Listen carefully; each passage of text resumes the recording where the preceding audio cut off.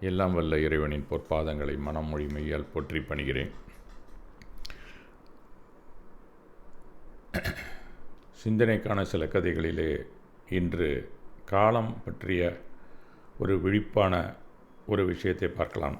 நாம் அனைவரும் ஒரு வார்த்தையை அடிக்கடி கேட்கிறோம், காலம் பொன்னானது என்று. ஆனால் ஒரு கேள்வி, நம்மில் எத்தனை பேர் அந்த காலத்தின் உண்மையான மதிப்பை உணர்ந்து வாழ்கிறோம்?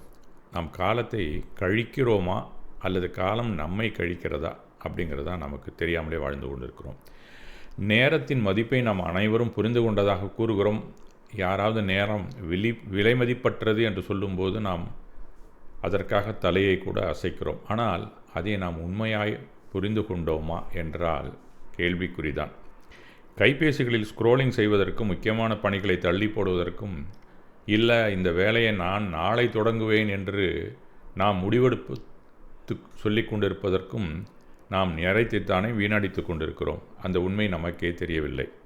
ஒரு சங்கடமான உண்மை, நேரம் என்பது வாழ்க்கையில் இழந்தால் மீண்டும் சம்பாதிக்க முடியாத ஒரு விஷயம். நீங்கள் பணத்தை இழந்து அதை மீண்டும் சம்பாதிக்கலாம். நீங்கள் வேலையை இழந்து வேறொன்றை கண்டறியலாம். ஆனால் ஒரு கண நேரம் போதாது, போனது தான் என்பது யாருக்குமே அறியதற்கான வாய்ப்பு இல்லாமலே சென்று விடுகிறது. சோகமான பகுதி என்னவென்றால், அது மிகவும் தாமதமாகும் வரை அது நம்மில் பெரும்பாலோருக்கு தெரிவதே இல்லை, புரிவதும் இல்லை. அதற்காக இன்றைய ஒரு கதையை நாம் அந்த நேரத்தை பற்றிய முக்கியத்துவத்தை தெரிந்து கொள்வதற்காக இன்றைக்கு ஒரு கதையை நாம் பார்ப்போம்.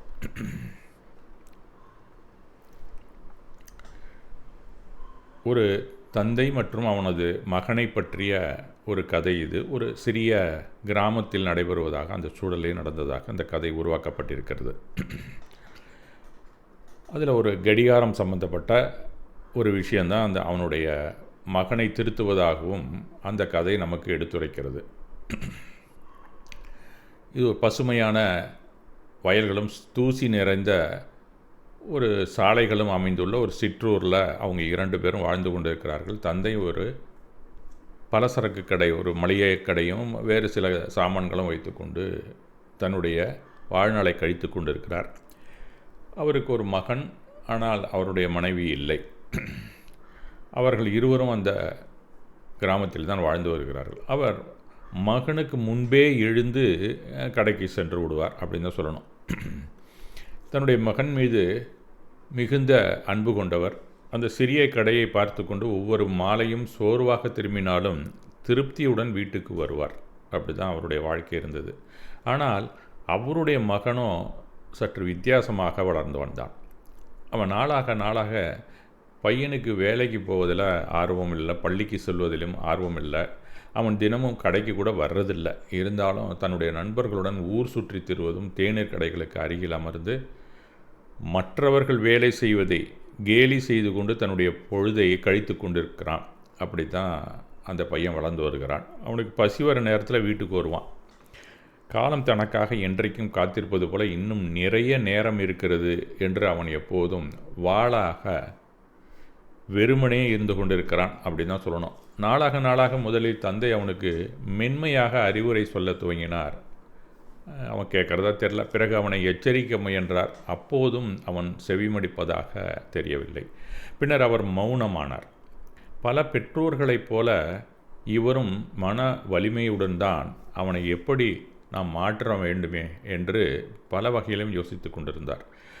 அறிவுரை காதுக்குள் நுழைகிறது. ஆனாலும் அவன் இதயத்தை ஏற்க தயாராக இல்லையே என்றுதான் அவர் வருந்தினார்.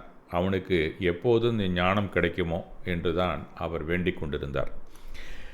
நாட்கள் வாரங்களாகவும் வாரங்கள் மாதங்களாகவும் மாறி ஓடிக்கொண்டிருந்தன. தந்தை தன் மகன் பொறுப்பில்லாமல் ஒவ்வொரு நாளாக கடத்தி கொண்டு வீணாவதை பார்த்தார்.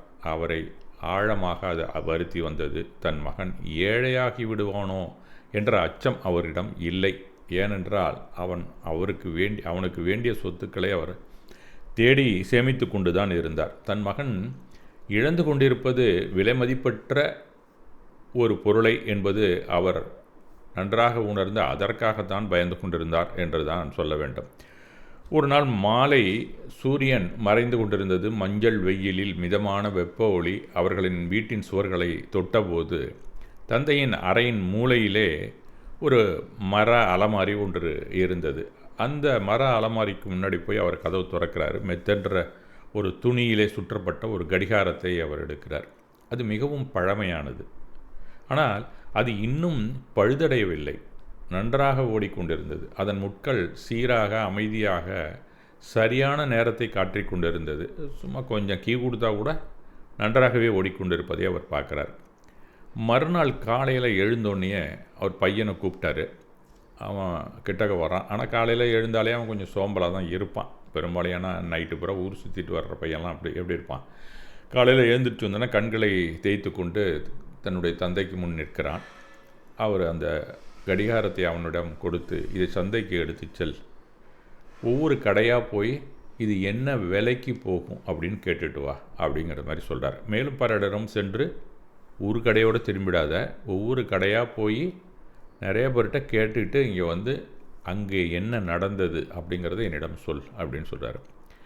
பையனே சோம்பலாக இருக்கான். காலையில் எழுந்திரிச்சு ஃப்ரெண்ட்ஸோட ஊர் சுற்றலான்னு நினைக்கிற நேரத்தில் இந்த வேலையை போய் ஒப்படைக்கிறாருன்னு சொல்லிட்டு கொஞ்சம் முகத்தை சுளித்து விட்டு, சரி இது ஒன்றும் பெரிய வேலை இல்லை, ஒரு வெயிட்டான பொருளும் இல்லை, கையில் எடுத்துக்கிட்டு தான் அப்படி கடைக்கு போவோமே அப்படின்னு சொல்லி, எதுக்காவடா இவர் இதை கொடுத்துருக்காரு நம்மள்கிட்ட அப்படின்னு ஒரு ஆச்சரியத்தோடு கிளம்பினான். ஆனால் அந்த பணி அவனுக்கு சுலபமாக இருந்தாலும் சந்தைக்கு போனால் அங்கே இருக்கிற இறைச்சலை பார்த்தோன்னே எந்த கடைக்கடா போகிறதுன்னு யோசிக்கிறான். ஆனால் அடிக்கடி அவனும் அந்த தேநீர் கடைக்கு வந்திருந்தாலும் கூட இதை எப்படி நம்ம வியாபாரம் செய்வது, அவர் விலையை போய் எப்படி கேட்குறதுன்னு முதல்ல தயங்கினான். இருந்தாலும் ஒரு காய்கறி விற்பனையாளர் அருகிலே நின்று கொண்டிருந்தார். அவர் மக்கள்கிட்ட என்ன காய் இருக்குன்னு சொல்லி குவி அழைத்து கொண்டிருந்தார். பலசரக்கு கடைக்காரர்கள் கூட பொருள்களை கதவை திறந்து வச்சுக்கிட்டு யாராவது கஸ்டமர்ஸ் வருவாங்களா அப்படின்னு பார்த்து கொண்டிருந்தார்கள். பேருந்துகள் சென்ற வண்ணம் அந்த சந்தை எப்போயுமே இறைச்சலாக இருந்து கொண்டிருப்பது போல் அன்றும் அப்படி தான் இருந்தது. அந்த பையன் கடிகாரத்தை எடுத்து காட்டியபடி வெவ்வேறு நபர்களிடம் என்ன விலை கொடுப்பீர்கள் என்று கேட்டுக்கொண்டிருந்தார். முதல்ல ஒரு கடைக்கு போகிறான், துணி வியாபாரம் செய்யக்கூடிய ஒரு டெக்ஸ்டைல் ஷாப். அங்கே போய் அவன் விலையை கேட்கும்போது அவர் ஏதோ துணி வாங்க வந்திருக்கிறான் அப்படின்ட்டு தான் அவர் நினைக்கிறார் அந்த கடைக்காரர். அப்படியே இது என்ன விலைக்கு போகுங்க அப்படின்னு கேட்குறான். ஒரு 500 போகலாம் அப்படிங்கிறது மாதிரி அவர் சொல்கிறார். அதை வாங்கி பார்த்துட்டு ஒரு 500 போகலாம்ப்பா அப்படிங்கிறது மாதிரி அந்த டெக்ஸ்டைல் மர்ச்சன்ட் சொல்கிறார். உடனே அதை கையில் வாங்கிக்கிட்டு அடுத்தது ஒரு காய்கறி விற்பனை செய்யும் ஒரு பெண்ணிடம் செல்கிறான். அந்த அம்மா அதை வாங்கி பார்க்குறாங்க. அது ஒரு 600 கொடுக்கலாம் அப்படிங்கிற மாதிரி சொல்கிறாங்க. அப்புறம் கொஞ்சம் தூரத்தில் ஒரு மளிகை கடைக்காரர் இருக்கிறாரு. அவர்கிட்ட போய் கேட்டாக்கா அவர் 800 கொடுக்கலாங்கிறாரு. கடைசியில் சாலையில் நின்று கொண்டிருக்கக்கூடிய ஒரு அந்த தள்ளுவண்டியில் இருக்கக்கூடிய ஒரு எவர் சில்வர் கடைக்காரர்கிட்ட போய் கேட்குறான். அவர் 1000 கொடுக்கலாம் அப்படிங்கிற மாதிரி சொன்னதுக்கப்புறம் அவன் திரும்ப பசி எடுத்ததுனால வீட்டை பார்க்க திரும்பிட்டான்.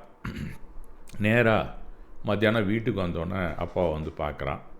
கடத்திற்கு போனீங்க, என்னப்பா ஆச்சு அப்படின்னு சொல்லி அவர் கேட்குறார். நீ என்ன கற்றுக்கொண்டாய் அங்கே போனதில் அப்படின்னு கேட்குறார். அவன் என்ன சொல்கிறான், இந்த ஒவ்வொரு கடையாக நான் போனேன், ஒவ்வொருத்தரும் வித்தியாசமாக விலையை கேட்டுக்கொண்டிருந்தார்கள். ஒருத்தர் 500 சரி, இன்னொருத்தட்ட போனால் அதே தான் சொல்லுவார்னு பார்த்தா அவர் 600 அப்படின்னாரு. ஒரு லேடி இது 800 தரலாங்கிறாங்க. இன்னொரு கடைக்கு வந்தால் 1000 வரைக்கும் தரலாம்ப்பா அப்படின்னு தான் சொன்னாங்க. இதுக்கு சரியான விலையை யாருமே சொல்லவில்லையாப்பா அப்படின்னு சொல்லி அவன் சொல்கிறான். சரி, அதுக்கு மேலே அவர் என்ன பண்ணுறாரு, சரி அந்த கடிகாரத்தை கொடு அப்படின்னு சொல்லி வாங்கி பழையபடி பீரோவில் வச்சுட்டு அன்று இரவும் இருவருமே உறங்கி விட்டார்கள். மறுநாள் காலையில் மீண்டும் அவனை கூப்பிட்றாரு. அதே கடிகாரத்தை எடுத்து அவன்கிட்ட கொடுக்குறாரு. அவர் இன்றைக்கு சந்தைக்கு சென்று மக்கள் கடிகாரத்திற்கு விலையை கேட்க வேண்டாம், யார்கிட்டையும் போய் கடிகாரத்துக்கு என்னன்னு நீ கேட்க வேண்டாம், அதற்குள் இருக்கும் அது ஓடிக்கொண்டிருக்கிறதே அந்த நேரத்திற்கான விலையை கேள் அப்படின்னு சொல்கிறார். இவனுக்கு ஒன்றுமே புரியலை, என்னடா சொல்கிறார் இவர். முதல்ல கடிகாரத்தை போய் கொடுக்க சொன்னார், அது கரெக்டு, இதில் நேரத்துக்கு விலையை எப்படி கேட்குறது ஒன்றும் புரியலையே அப்படின்னு சொல்லிட்டு, சரி ஏதோ ஒரு விஷயத்த சொல்கிறாரு, நம்ம செய்வோமே அப்படின்னு சொல்லி நினச்சான். சரி, நான் அன்றைக்கி காலையில் சரி நான் அதை கேட்டுவிட்டு போனோன்னு ஒரு கடையோடு திரும்பிடாத, நிறைய கடையிலையும் இன்றைக்கு கேட்டு வந்து என்னிடம் அது செய்தியை சொல்லு அப்படின்னு சொல்கிறார். பையன் முதல் கடைக்கு போகிறான். ஃபஸ்ட்டு எடுத்தோன்னே ஒரு கடைக்கு போகிறான். அவர் பார்க்குறார், அவர் ஒரு சின்ன பலசரக்கு கடை வச்சுருக்கிறவர் தான், மளிகை ஜாமான் எல்லாமே வச்சிட்ருக்கார். அவர்கிட்ட போய் இதை கொண்டு போய் கொடுத்தோன்னே, என்னப்பா நேற்று தான் வந்து போல இருக்கே, இது என்ன விலை, 500 600 சொன்னேனே அப்படின்னு சொல்கிறார். இல்லை இல்லை, இன்றைக்கு என்ன எங்கள் அப்பா சொன்னார்னா, இந்த கடிகாரத்துக்கு விலை அவர் கேட்கவில்லை, அதுக்குள்ளே ஓடிக்கொண்டு இருக்கிறது அந்த நேரத்திற்கான விலையை கேட்டு வர சொன்னார் அப்படின்னு சொல்கிறான். அந்த கடைக்காரருடனே சிரிக்க ஆரம்பித்து விடுகிறார். என்னப்பா முட்டாள்தனமாக சொல்கிற, நேரத்துக்கெல்லாம் எப்படிப்பா விலை சொல்ல முடியும், நீ ஏதோ புரியாத புதிராக ஏதோ ஒன்று கேட்டுட்ருக்கா, இல்லை ஒருவேளை என்ன நீ நக்கல் நையாண்டி பண்ணி தமாஷ் பண்ணுறியா அப்படிங்கிறது மாதிரி, நீ வேடிக்கை செய்வதற்காக இன்று காலையில் வந்திருக்கிற, நீ போயிட்டு ஏதாவது வியாபாரம் பண்ணுறதா இருந்தால் நம்ம கடைக்கு வா அப்படின்னு சொல்லி அவர் அனுப்பிடுறார். அடுத்ததாக இன்னொரு கடைக்கு போகிறான். அந்த கடையில் போய் இது என்ன ரேட்டு வரும் அப்படிங்கிறது மாதிரி கேட்குறான். அந்த நேற்றுக்கு பார்த்த அந்த பெண்மணிகிட்ட போய் கேட்டாக்கா அந்த அம்மா சிரிச்சுக்கிட்டே சொல்லுது, நேரத்துக்கெல்லாம் வேலை சொல்ல முடியாது, இப்போ ஏன் நேரத்தை கெடுத்துக்கிட்டு நீ இங்கே நிற்கிற, முதல்ல நீ இடத்த காலி பண்ணு, நான் காய்கறி விற்கிறவங்களை கவனிக்கிறதா உன்ன மாதிரி முட்டாள்தனமாக பேசுகிறவங்கள்ட்ட பேசிகிட்டு இருக்கிறதாங்கிற மாதிரி கொஞ்சம் கடுமையாக சொல்லி அவனை அனுப்பி விடுகிறாள். அதுக்கு அருகில் இருந்த இன்னொரு கடைக்கு போகிறான். அந்த கடையிலையும் போய் அவன் கேட்குறான், நேரத்திற்கு நீ விலை வைக்க முடியாது, எப்போதுமே எல்லா வேலையும் செய்துவிட்டு கடைசியாக என்ன நேரம் ஆகிறது என்பது தான் நம்ம பார்க்க முடியும், நீ சொல்கிற மாதிரி நேரத்துக்கெல்லாம் விலை வைக்க முடியாது அப்படின்னு சொல்லி அவன் மூஞ்சில் அடித்த மாதிரி ஒவ்வொருத்தரும் சொல்ல ஆரம்பித்தோன்னா அவனுடைய முகம் சூடாகி விடுகிறது. என்னடா ரொம்ப அவமானப்படுத்துகிறது மாதிரி எல்லோரும் பேசுகிறாங்க, நாம் ரொம்ப முட்டாள்தனமாக தான் கேட்குறோமோ, அப்பா ஏன் இந்த மாதிரி ஒரு விஷயத்தை கேட்க சொன்னார், போய் அவர்கிட்ட என்னென்னு கேட்கணும் போனோன்னு அப்படின்னு சொல்லி யோசிச்சுக்கிட்டு அங்கேருந்து இதுக்கு மேலே இனிமேல் எந்த கடையிலையும் நம்ம கேட்க வேண்டிய அவசியம் இல்லை அப்படின்னு மெதுவாக நடந்துக்கிட்டே வர்றான். கொஞ்சம் தூரம் வரும்போது கீழே குனிஞ்சி யோசிச்சுக்கிட்டே வரான். நேரத்துக்கு விலை அப்படின்னு சொல்கிறாரு, இதில் என்ன அர்த்தம் இருக்குது அப்படிங்கிற மாதிரி யோசிச்சுட்டு இருக்கும்போது கடைசியாக அந்த சந்தையினுடைய கடைசியில் இருக்கக்கூடிய ஒரு கடை தனியாக இருக்கிறது. அந்த கடையை கவனிக்கிறான். அது வந்து ஒரு கடிகாரம் விற்கக்கூடிய கடை, அங்கே பழுது பார்த்து கொண்டும் இருக்கிறார்கள். அந்த கடைகிட்ட போனால் ஒரு வேளை இந்த கடிகார கடையில் நேரத்தை பற்றி சொல்கிறதுக்கு வாய்ப்பு இருக்குது அப்படின்னு சொல்லி அந்த கடைக்குள்ளே நுழைகிறான். அங்கே உள்ளே போனோன்னே சின்ன சின்ன கடிகாரம்லாம் ஓடிக்கிட்டு இருக்குது, பெரிய கடிகாரங்களுக்கு மேலே மாட்டப்பட்டு இருக்கிறது. கவுண்டர்லேயே அவர் உட்காந்துக்கிட்டு ஒரு பழைய கடிகாரத்தை பழுது நீக்கி கொண்டு இருக்கிறார். அவர்கிட்ட போய் அந்த முதியர்கிட்ட கேட்குறான், இந்த மாதிரி இந்த கடிகாரம் என்ன வேலை அப்படின்னு சொல்லி எங்கள் அப்பா முதல்ல கேட்டிருந்தார், இன்றைக்கு என்ன சொல்கிறாரு, இந்த கடிகாரம் ஓடிக்கொண்டு இருக்கிறது அந்த நேரத்திற்கால விலை என்ன அப்படின்னு கேட்டுட்டு வர சொல்லியிருக்காரு, நீங்கள் கடிகார கடை வச்சுருக்கீங்க, உங்களுக்கு நேரத்தை பற்றி நல்லா தெரியும் அப்படிங்கிறது மாதிரி அவன் கேட்குறான். அந்த முதியவர் அவர் என்ன வேலை பார்த்துட்டு இருந்தாரோ, ஏதோ ஒரு வேலை பார்த்துட்ருக்கார்ல, அந்த பழுது நீக்க வேலையை நிறுத்திட்டு அவர் நிதானமாக அவனை நிமிர்ந்து பார்க்குறாரு. அவனை நல்லா ஆழ பார்த்து விட்டு சிரிப்புடன் அவன்கிட்ட புன்சிரிப்போடு சொல்கிறாரு, அந்த கடிகாரத்துக்கு விலை கொடுக்கலாம், ஆனால் நீ வந்து அது உள்ளே ஓடக்கூடியதற்கு என்ன விலை அப்படின்ல கேட்குற, அது எதனால் அப்படின்னு கேட்குறாரு. எங்கள் அப்பா தான் கேட்டு வர சொன்னார் அப்படின்னு அவர் புரிந்து கொள்ளுகிறார். சரி, பையனுக்கு நேரத்தை பற்றிய அறிவு இல்லை, அவேர்னஸ் இல்லை, அவனுக்கு அந்த விழிப்புணர்வுக்காக தான் அவர் கேட்குறாருங்கிறத உள்ளார்ந்த அர்த்தத்தில் புரிந்து கொண்டு, நேரத்திற்கு விலை எப்போதுமே இல்லை தம்பி அப்படிங்கிறார் அவர். இது ஒரு முக்கியமான கேள்வி, வாழ்க்கையிலே நம்மை எப்படி திருப்புவது அப்படிங்கிறதுக்கான கேள்வியாகத்தான் இருக்கும். உன் வாழ்க்கையில் நேரத்திற்கு எப்போவுமே மதிப்பு தனியானது, அதற்கு விலை மதிப்பே இல்லை, இது ஒவ்வொருத்தர் வாழ்க்கும் இதுதான் பொருந்தும் அப்படிங்கிற மாதிரி சொல்கிறார். அந்த நேரத்திற்கு ஈடாக ரூபாயிலும் கொடுக்க முடியாது, தங்கத்தில் எடை போட்டும் கொடுக்க முடியாது, உலகில் அனைத்து செல்வங்களிலும் எந்த ரூபத்தில் நீ கொடுத்தினாலும் அந்த நேரத்தை நீ விலைக்கு வாங்கவே முடியாது அப்படின்னு சொல்லி அவன்கிட்ட சொல்கிறார். இதுக்கு ஈடாக அந்த உலகத்தில் எதுவுமே இல்லை, வேணா நீ நேரம் பார்க்கறதுக்கு ஒரு கடிகாரத்தை வாங்கலாமே ஒழிய நேரத்தை விலைக்கு வாங்க முடியாது அப்படின்னு தான் அவனிடத்திலே சொல்லுகிறார். ஒரு பணக்காரன் பணத்தை இழந்தால் அவன் அதை மீண்டும் சம்பாதிக்கலாம், ஒரு விவசாயி பயிர்களை இழந்தால் அவன் அவற்றை மீண்டும் வளர்க்கலாம், ஒரு கடை எரிந்து போனால் கூட அதை மீண்டும் கட்டலாம். ஆனால் பாருங்க தம்பி, உங்கள் வாழ்க்கையில் 1 மணி நேரம் கடந்து விட்டால் அதை மீண்டும் வாங்க முடியுமா? அப்படின்னு அவனுக்கு மண்டையில் உரைக்கிறது மாதிரி சொல்கிறாரு. பையன் மெதுவாக தலையை ஆட்டினான். ஒரு 15 நொடி கூட திரும்ப வாங்க இயலாது அப்படின்னு சொல்கிறாரு. ஒரு 15 மினிட்ஸ் கூட நீ விலைக்கு வாங்க முடியாது. ஏன், ஒரு நொடி கூட நீ வாங்க முடியாது. கடந்து போனது தான். அதனால் நேரம் மிகப்பெரிய புதையல். அது உன் வாழ்க்கையிலே ஒரு பொக்கிஷம். ஆனால் அது இலவசம்தான். ஆனால் விலை மதிப்பற்றது என்பதை நீ உணர்ந்து கொள் அப்படின்னு சொல்கிறார். கடையின் பல கடிகாரங்களின் மென்மையான அந்த டிக் டிக் ஓசையை தவிர கொஞ்ச நேரம் அமைதியாகவே அந்த கடை இருந்தது அப்படிங்கிறது மாதிரி அந்த கதையில் எழுதப்பட்டிருக்கிறது. நேரத்தில் ஒரு கெட்ட விஷயம், ஒரு நல்ல விஷயம் இரண்டுமே உள்ளது. என்ன கெட்ட விஷயம் அப்படின்னு சொன்னால், அது ஒருபோதும் நிற்காது. நீ தயாராக இருந்தாலும் இல்லாவிட்டாலும் அது நகர்ந்து கொண்டே தான் இருக்கும். அது யாருக்காகவும் காத்து கொண்டிருப்பதில்லை அப்படின்னு அந்த பையன்கிட்ட சொல்கிறார். நல்ல விஷயம் என்னவென்றால், அதை வைத்து என்ன செய்வது என்று நாம் தேர்வு செய்கிறோமோ அதற்கேற்றால் போல் நமக்கு பலன் அமையும் அப்படின்னு இன்னும் கொஞ்சம் ஆழமாக அவனுக்கு எடுத்துரைக்கிறார். ஆனால் ஒவ்வொரு நபரும், பணக்காரரோ ஏழையோ இளைஞரோ முதியவரோ, ஒவ்வொரு நாளும் ஒரே அளவு நேரத்தை தான் அவர்கள் இந்த கடிகாரத்திலிருந்தோ இந்த உலகத்திலிருந்தோ பெற்றுக்கொள்கிறார்கள். ஒரு நாள் 24 மணி நேரம். அதில் கூடுதலும் இல்லை, குறைவதும் இல்லை. வெற்றி பெறும் நபருக்கும் தோல்வி அடையும் நபருக்கு கூட இதில் வித்தியாசம் என்பது இங்கே இல்லை. அவரது திறமை அல்லது அதிர்ஷ்டத்தில் அடங்கியுள்ளது அப்படின்னு சொல்கிறார். இந்த மணி நேரங்களை அவர்கள் எப்படி செலவிட தேர்வு செய்கிறார்கள் என்பதில்தான் அவர்களது வாழ்க்கையில் முன்னேற்றமே அடங்கியுள்ளது அப்படின்னு சொல்கிறார் அவர். ஒருவர் எதிர்காலத்தை உருவாக்க நேரத்தை பயன்படுத்துகிறார், மற்றவர் வெறுமனே அதை தூக்கி எறிகிறார். ஒவ்வொரு வார்த்தையும் அந்த பையனுடைய மனதில், இதயத்திற்குள், அந்த வறண்ட மண்ணில் மழை பெய்ததைப் போல அது விழுந்து கொண்டே இருந்தது. பையன் அசையாமல் நின்று கொண்டிருந்தான். அவனுக்கு ஆழமான ஏதோ ஒன்று உள்ளுக்குள்ளே கிளறி கொண்டிருப்பதை உணர்ந்தான்.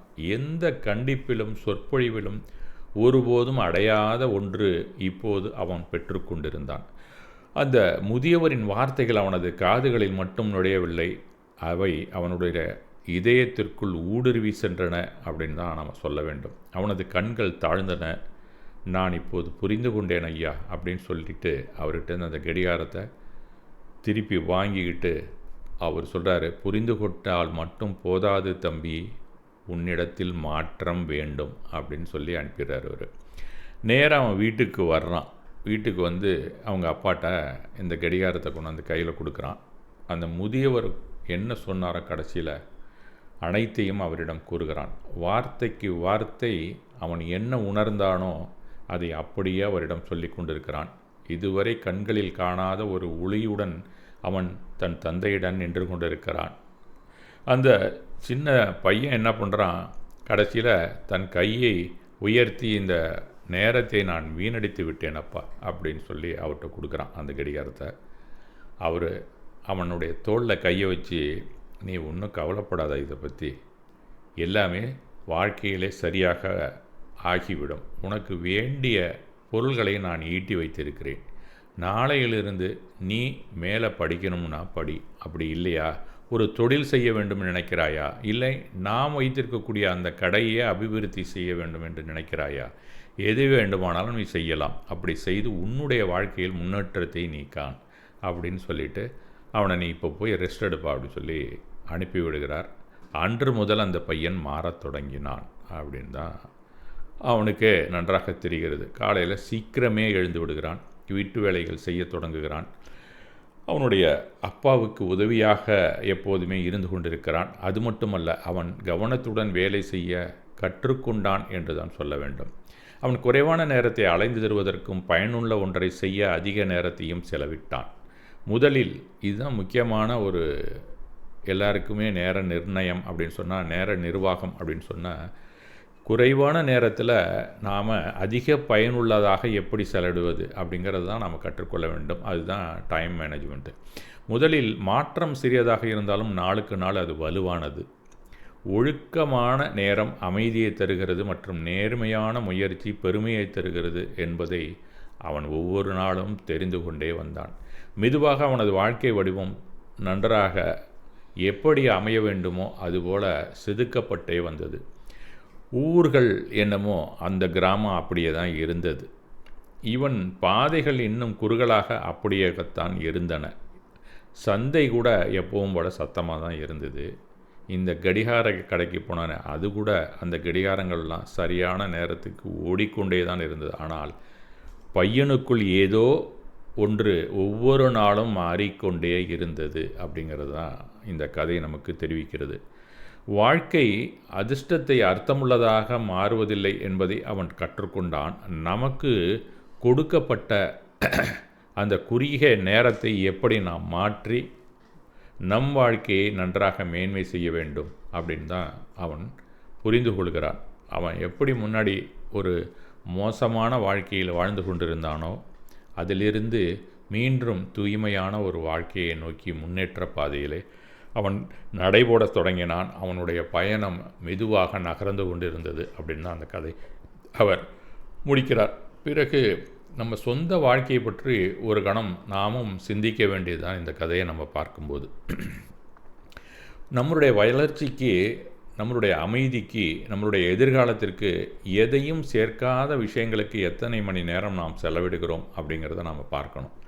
நான் பிறகு செய்வேன் அப்படின்னு சொல்லி பல விஷயங்களை நாம் தள்ளி போட்டு கொண்டே வருகிறோம். ப்ரோக்ராஸ்டினேஷன் அப்படின்னு ஆங்கிலத்தில் சொல்லுவான். அமைதியாக மற்றொரு நாள் நாம் நழுவ விடுவதற்கு எத்தனையோ காரணங்களை சொல்லி கொண்டிருக்கிறோம். நாளை செய்யலாம்ப்பா, இப்போ என்ன அவசரம் அப்படின்னு. கதையில் உள்ள தந்தை ஆழமான அழகான ஒன்றை அவனுக்கு வழங்கியிருக்கிறார் என்று தான் சொல்லி வரும். ஏன்னா அறிவுரைகள் அல்லது எச்சரிக்கைகள் என்றைக்குமே மனதில் நிற்காது. ஒரு ஞானத்தை தன் மகனின் இதயத்தில் கட்டாயமாக புகுத்தியிருக்கிறார் என்று தான் நாம் சொல்லணும். அதற்கு பதிலாக அவர் அவனுக்கு வாழ்வில் ஒரு முக்கியமான அனுபவத்தை கொடுத்திருக்கிறார். அதுக்கு மேலே அவர் பையனை சந்தை வழியாக நடக்க அனுப்பி வைத்தார். சிரிப்பை எதிர்கொள்ளவும், குழப்பத்தை உணரவும், பதிலுக்கு அவனாகவே அமைதியாக திரும்பவும் அவன் தெரிந்து கொண்டான். உண்மையான மாற்றம் இப்படித்தான் ஒவ்வொருடமுமே நிகழ்கிறது. வேறு ஒருவரின் வார்த்தைகள் மூலமல்ல, நம்முடைய சொந்த அனுபவத்தின் மூலமே நாம் எதையுமே உணர முடியும். எனவே இன்று இந்த கதையிலிருந்து நாம் எடுத்துக்கொள்ள வேண்டியது நிறையவே இருக்கின்றன. இருந்தாலும் சரியான தருணத்திற்காக காத்திருப்பதை நாம் நிறுத்தி கொள்ள வேண்டும்.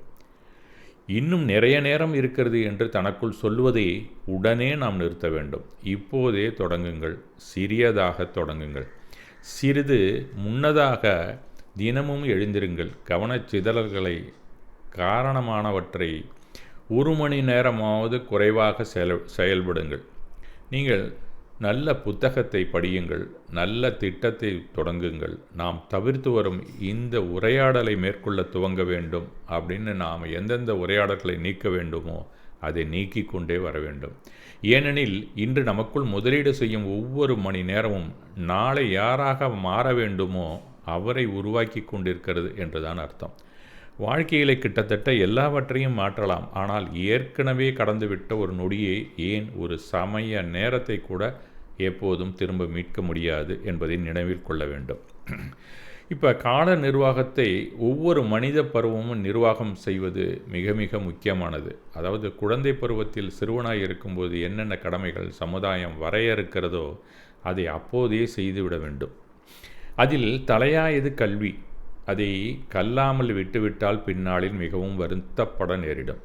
அப்போது கல்வியை நாம் ரொம்ப சாதாரணமாக நினச்சி ஒரு ஜங்கில் போட்டுவிட்டு ஜாலியாக அந்த பருவத்தை கழித்து விட்டு பின்னாளில் நல்ல பணியிலோ இல்லை வியாபாரத்தையோ செய்யாமல், தொழிலிலும் நல்ல தொழிலாக ஏற்காமல் ஒரு படித்தவனிடம் கையை கட்டி கொண்டு இருக்கும் சூழல் வரும்போது நமக்கு மனது எவ்வளவு வருத்தமாக இருக்கும் என்பது அப்போது தெரிவதில்லை நமக்கு. அது பின்னாளில் தான் நாம் உணர்ந்து கொள்கிறோம். அதுபோல் நமது திருமண வயதில் மனம் புரிந்து கொள்ள வேண்டும். அதை தள்ளி போடுவதும் குப்பை கூடையில் விட்டெறிவதற்கு சமம் என்று இன்றைய சமுதாயம் அவர்களை அச்சுறுத்தவே செய்கிறது. இல்லையெனில் சந்நியாசமாவது சென்றுவிட வேண்டும் என்பது இந்த தலைமுறையை வரையறை செய்துவிட்டதை காணலாம். அதுபோல் அந்தந்த பருவத்தில் அதை செய்யாமல் வாழ இருந்துவிட்டு அதற்குரிய கடமைகளை குப்பையிலே வீசி எறிந்துவிட்டு விளையாட்டாக வாழ்க்கையை எடுத்துக்கொள்வதும் இல்லை வேறு முக்கிய கடமையை பெரிதாக மதித்து அதில் கவனத்தை செலுத்துவதும் பலரின் வாழ்க்கையை பின்னாளில் பல புழுக்கங்களுக்கும் மன இறுக்கங்களுக்கும் ஆளாக செய்து விடுகிறது என்பதுதான் உண்மை. அதற்கு அவரவர்களின் தாய் தந்தை வீட்டு பெரியோர்கள் மற்றும் சுற்றியுள்ள பெரியோர்கள் ஆசிரியர்கள் கூறும் வழிகாட்டுதல்களை அறிவுரைகளை ஏற்று நாம் நடப்பதிலிருந்து தான் நம் வாழ்க்கை மிக நன்றாக இருக்கும் என்பதை நாம் தெரிந்து கொள்ள வேண்டும். அதனால் இந்த மனித சமுதாயமே அந்தந்த பருவத்திற்கான கடமை உணர்ச்சியினை தெரிந்து அதன்படி ஒழுகுவது மிக மிக நல்லது. நேர நிர்வாகமோ பருவகால நிர்வாகமோ அது முழுமை அடைவது அர்ப்பணிப்புடனான செயல்பாட்டில்தான் அடங்கியுள்ளது என்பதை நாம் தெரிந்து கொள்ள வேண்டும். இப்போ பொதுவான கருத்தாக்கத்துடன் நாம் இந்த கதையை அன்றாட வாழ்க்கையினுடன் ஒட்டி பார்த்தோம். சரி, சமணம் இந்த காலத்தை பற்றி என்ன சொல்கிறது? இந்த கதையில் வழியாக நாம் தெரிந்து கொள்ள முயல்வோமே. சமணம் காலத்தை ஒரு சாதாரணமான நேரம் என்று அது பார்க்கவே இல்லை. ஏனென்றால் அது செயல்தான் சமணத்திற்கு மிக மிக முக்கியமானதாக கருகிறது. செயல் காரியம் அதுதான் கர்மாவாக மாறுகிறது. இது ஒரு மாபெரும் தத்துவமாக இந்த காலத்தை சமணம் பார்க்கிறது. சமண தத்துவ நூலான சமய சாரம் அப்படின்னு ஒரு நூல் இருக்கிறது. அது குந்தகுந்தர் அப்படிங்கிற ஒரு பேரறிஞர் எழுதியிருக்கிறார், ஒரு ஆச்சாரியர் எழுதியிருக்கிறார். அந்த சமயம் அப்படிங்கிறது நாம் காலம் என்று தான் நாம் நினைத்து கொண்ட அந்த அட்டை புத்தகத்தை பார்த்தேன் நான் கூட. ஆனால் காலத்தின் மிகச்சிறிய கூறு என்றாலும் சமயம் என்பது அது ஆத்மா என்று தான் அவர் அந்த நூலிலே ஆத்மாவை கதாநாயகனாக உருவெடுத்து அதை இலக்கணமிட்டிருக்கிறார் என்பது தெரிந்தது. அப்போ ஆத்மசாரம் அந்த நூல் என்பது சமயசாரத்தை படித்த பின் தான் நாமே உணர முடிகிறது. அப்போ காலத்தை உயிருடன் தான் சமணம் மட்டுமல்ல தமிழர்களுமே பார்க்கின்றனர் என்பது நம்மளுடைய பாரம்பரியத்தை கண்டாலே தெரிந்து கொள்ளலாம். ஒருவர் இறந்து போனால் கூட அவரை காலன் அழைத்து சென்றான் அப்படின்னு தான் நம்ம சொல்கிறோம். காலன் வந்தால் நாம் காலியாகி விடுவோம் அப்படின்னு தான் நம்ம சொல்கிறோம். இப்போ காலன் அங்கிற எம்மனுக்கு அந்த பேர் தான், காலத்தை தான் நம்ம சுற்றியிருக்கிறோம். அதனால் இறந்து போனால் கூட இன்றைக்குமே நீங்கள் பார்க்கலாம் காலம் ஆனார் அப்படின்னு தான் தமிழ்நாட்டிலே இறந்தவர்களை நாம் எப்போது ஈமக்கிரியை செய்ய போகிறோம் அப்படின்னு நாம் விளம்பரப்படுத்தி கொண்டு கூட செல்லுகிறோம். அதிலிருந்து இந்த காலமானது அந்த காலம் ஆகியது அப்படிங்கிறது ஆன்மா சம்பந்தப்பட்டது என்பதை நாம் உணர்ந்து கொள்ள வேண்டும். ஆங்கிலத்தில் யாருமே காலமானார்னு சொன்னது மாதிரி தெரியல. ஹி பிகேம் டைம்னு சொல்கிறான். அங்கே எந்த புத்தகத்துலேயுமே அந்த மாதிரி எழுதுனதான் நான் படிக்கவே இல்லை இது வரைக்கும். இந்த உலகில் உள்ள அனைத்துமே மாறிக்கொண்டே இருக்கிறது. குழந்தை அப்புறம் வளரும் பருவத்துக்கு வருகிறான், இளைஞனாக வருகிறான், முதியவனாக வந்து ஒரு நாள் மடிந்து போகிறான். மொட்டு மலராகிறது, மலர்ச்சி விடுகிறது, உதிர்கிறது. இதுபோல் தோற்றம், வளர்ச்சி, முதிர்ச்சி, முடிவு என்றவாறு மாற்றத்திற்குத்தான் உள்ளாக்கப்பட்டிருக்கிறது. இதற்கெல்லாமே நிமித்த காரணமாக காலம் இருக்கிறது என்பதுதான் சமயம் நமக்கு எடுத்து கூறுகிறது. இந்த மாற்றங்களுக்கு பின்னால் இருக்கும் சக்தி காலம் மட்டுமே. காலம் யாருக்காகவும் காத்திருப்பதே இல்லை, அது ஓடிக்கொண்டேதான் இருக்கும் என்று சமணம் கூறுகிறது.